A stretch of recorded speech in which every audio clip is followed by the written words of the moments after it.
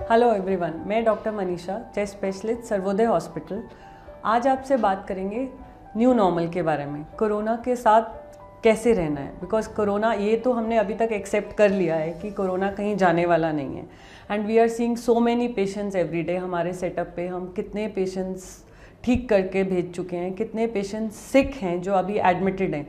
तो आज हम उन सवालों के बारे में डिस्कस करेंगे जो रोज़ पेशेंट और उनके अटेंडेंट्स हमसे पूछते हैं कोरोना को लेके। सबसे पहला ये है कि आप घर पर हैं और आपको लग रहा है कि सांस में तकलीफ़ है। तो अलग अलग थ्योरीज आई हैं कि अगर आप 10 सेकंड सांस रोक के देखते हैं और आपको लगता है कि तकलीफ़ नहीं हो रही है, या आप ब्रीदिंग एक्सरसाइजेस करते हैं जो कि इवैल्यूएट कर सकती है, सो डेफिनेटली ये सब कर सकते होंगे, but then these are not recommended.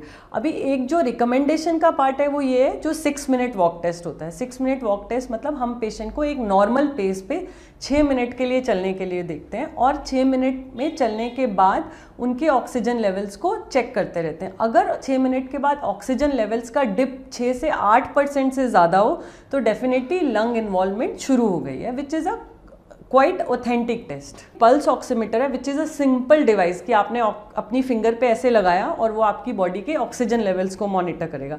सो अगर आपके ऑक्सीजन लेवल्स जो नॉर्मली 95 to 97% होते हैं, अगर वो 95 से नीचे आते हैं और डिक्रीजिंग ट्रेंड रहता है, लाइक 95, 94, 93 ऐसा रहता है, तो दैट्स एन अलार्म। तो अब आपको डॉक्टर के कॉन्टैक्ट में आना है, डॉक्टर की एडवाइस लेनी है एंड फर्दर चेकअप्स के लिए जाना है।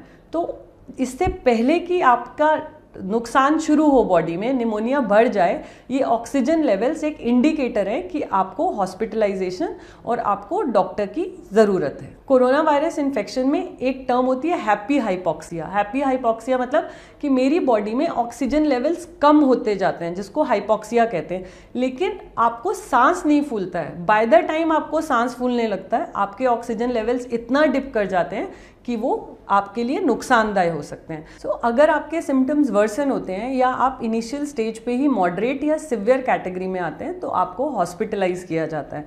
हॉस्पिटलाइजेशन के दौरान आपके ऑक्सीजन लेवल्स, ऑक्सीजन डिमांड्स और जो भी बॉडी के सिम्टोमेटिक रिलीफ की मेडिसिन है वो दी जाती हैं। आजकल हमारे पास काफ़ी मेडिसिन अब अवेलेबल हैं which are although under trial, जैसे कि HCQs हैं, कुछ एंटी इन्फ्लेमेटरी ड्रग्स हैं। जैसे कि हमारी बॉडी बहुत ज़्यादा फाइट में जाती है कोरोना से, तो हमारी बॉडी में बहुत इन्फ्लेमेशन होती है। उस इन्फ्लेमेशन को रोकने के लिए कुछ anti inflammatory drugs like tocilizumab available हैं।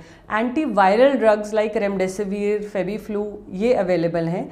और HCQs, another drugs are steroids are added to the therapy if things worsen. अगर बीमारी बढ़ती है तो स्टेरॉइड्स और ब्लड थिनर्स को भी ऐड किया जाता है। So that depends upon the आपकी सिवियरिटी कितनी है। कि देखा गया है कि corona infection is a hyper coagulative state. Hyper coagulative मतलब इसमें खून गाढ़ा हो जाता है और कहीं कहीं जम जाता है, जिसकी वजह से लंग्स में ऑक्सीजन की कमी हो जाती है। सो इसीलिए हम इसमें खून पतला करने की दवाई देते हैं। सो जो पेशेंट्स एल्डरली हैं, 60 साल से ऊपर के हैं और उनमें कोमॉर्बिड कंडीशंस हैं, जैसे उनमें डायबिटीज़, हाइपरटेंशन, किडनी या ऐसी कुछ बीमारियां हैं, तो उनको हमें हॉस्पिटलाइज करना पहले ही स्टेज पर शुरू कर देना चाहिए। तो अगर आपने टेस्ट कराया और आपका टेस्ट पॉजिटिव आता है तब क्या करना है? क्या फिर से हमें उस चीज़ को लेके पैनिक करना है?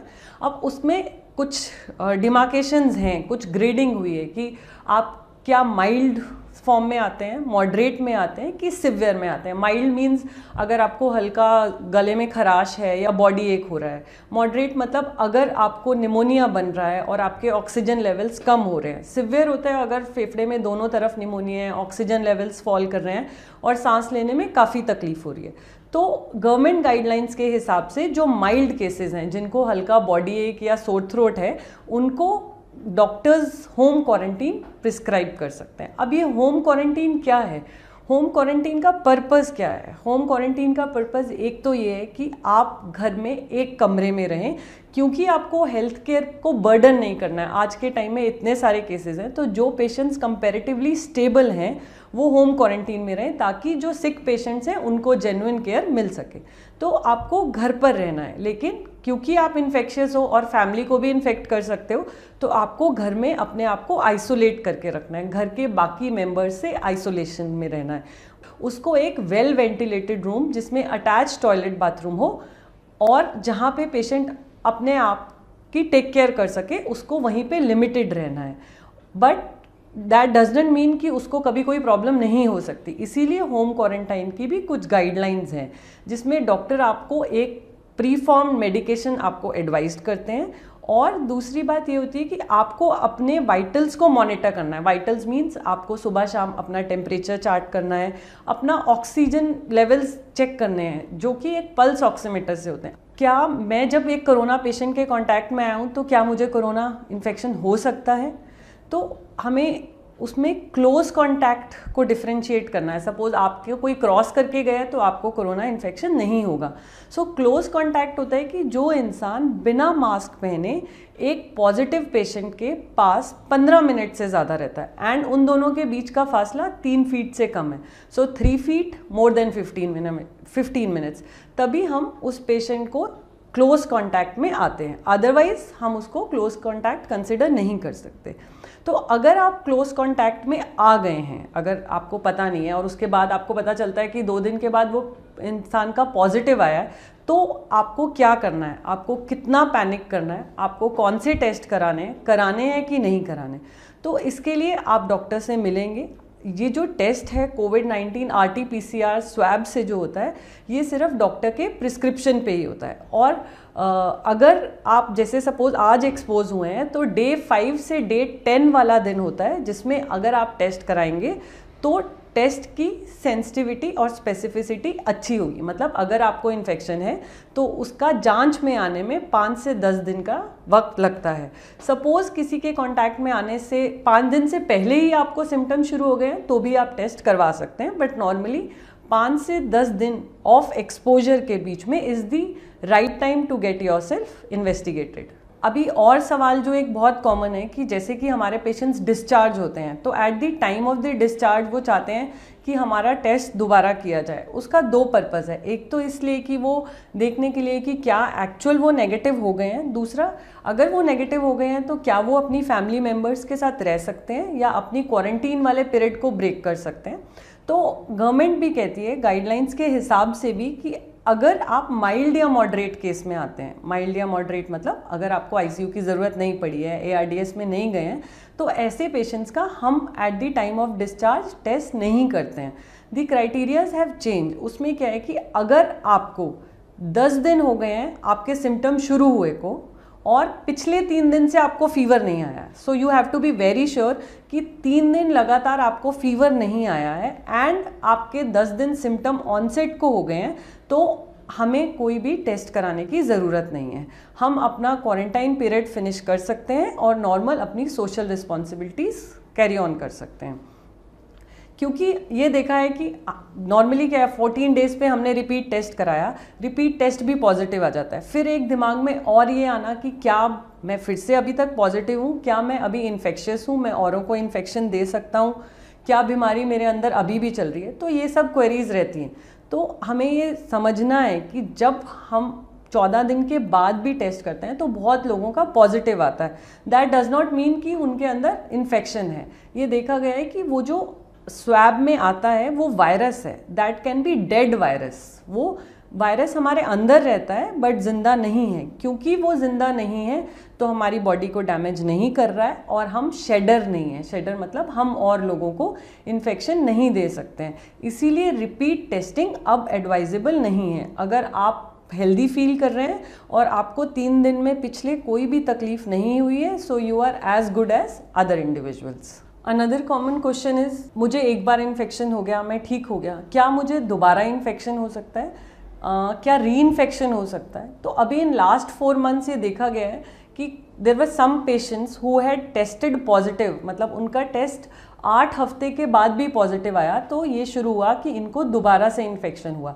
लेकिन जब उसको हमने टेस्ट किया तो पता चला कि वो री इन्फेक्शन नहीं है, वो पहले वाले वायरस ही रह रहे हैं। सो अगर आपको एक बार इन्फेक्शन हो चुका है, आपकी बॉडी में एंटीबॉडीज़ डेवलप हो चुकी हैं and they are significant enough कि वो बीमारी से या वायरस से लड़ सकती हैं, तो आपको री इन्फेक्शन होने के चांसेस नहीं हैं, ऑल्दो आप टेस्ट में पॉजिटिव आ सकते हैं। सो RT-PCR के बेसिस पे हम ये डिसाइड नहीं करेंगे कि इन्फेक्शन रह रहा है कि नहीं।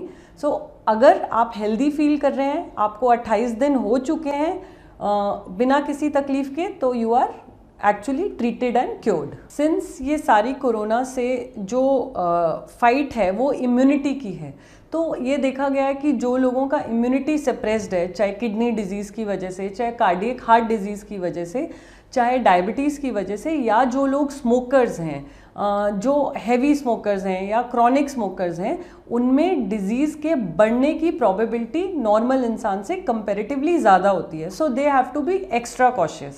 सो अनदर कॉमन क्वेश्चन इज़ कि हमें कौन सा मास्क यूज़ करना है। क्या हर पेशेंट या कॉमन मैन को N95 की ज़रूरत है या सिंपल क्लोथ मास्क सफाइस करते हैं। सो जो सिंपल क्लोथ मास्क हैं वो सिर्फ इन्फेक्शन वाला पेशेंट अगर पहनेगा तो वो इन्फेक्शन स्प्रेड नहीं करेगा, लेकिन अगर आपने क्लोथ मास्क पहना है तो वो इन्फेक्शन को रोक नहीं सकता है। So surgical mask should be used. अगर आपको इन्फेक्शन है या आप अपने आप को इन्फेक्शन से बचाना चाहते हैं तो 3 layered surgical mask is the right option. जो N95 मास्क है वो सिर्फ उन डॉक्टर्स या हेल्थ केयर लोगों के लिए है जो एरोसॉल जनरेटिंग प्रोसीजर्स में होते हैं, जैसे कि ब्रोंकोस्कोपी, नेबुलाइजेशन, या जिसमें कोविड पेशेंट्स के कांटेक्ट में आते हैं, उस केसेस में हमें N95 की ज़रूरत है। Otherwise surgical mask which is a disposable mask, जो कि सिर्फ 6 से 8 घंटे तक यूज़ हो सकता है एंड रीवॉश नहीं हो सकता, वो वाला मास्क आप यूज़ करेंगे। अभी हम जैसे लॉकडाउन से अनलॉक की तरफ जा रहे हैं तो भी हमें पूरी सावधानी बरतनी है, बिकॉज अभी देखो नंबर अनलॉक होने के बाद से नंबर बढ़ना शुरू हो गया है। सो हमें इस बात का ध्यान रखना है कि crowded places like schools, offices, get together, social gathering, religious places, gyms, जहाँ पे बहुत क्लोज कांटेक्ट रहता है, वहाँ पे until and unless very important हमें वहाँ पर नहीं जाना है, बिकॉज वो साइट्स हैं जहाँ पे मैक्सिमम ट्रांसमिशन या इन्फेक्शन रेट रहता है। उम्मीद करती हूँ कि इस वीडियो के बाद आपके मोस्ट ऑफ दी कॉमन सवालों के जवाब मिल गए होंगे, बट आपको ध्यान रखना है, स्टे सेफ। वायरस आपके पास चल के नहीं आएगा, आपको ही सावधानी बरतनी है अगर आपको इस वायरस से जीतना है।